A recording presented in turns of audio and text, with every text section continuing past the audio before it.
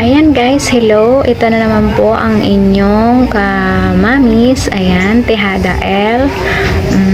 Mag-share na naman po ako ng update sa inyo tungkol po doon sa nakunan or naraspa. Ayan guys, after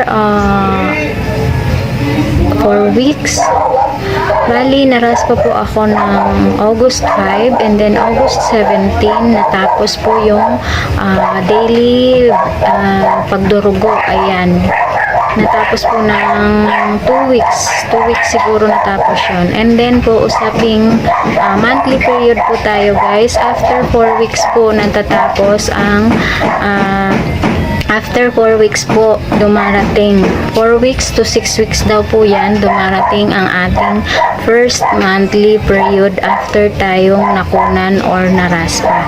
Ayan, sa mga nagtatanong guys kung kailan darating ang inyong monthly period, ayan, after nyong makunan 4 to 6 weeks po guys. Ako po ngayon ay dumating na ang aking first monthly period after kong nakunan noong August 4. And then natapos yung bleeding ng August 17.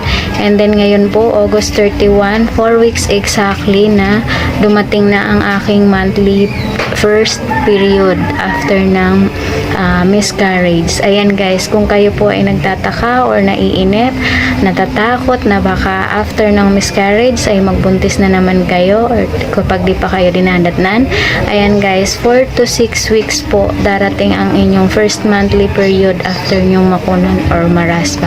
Ayan, thank you po, pasubscribe naman.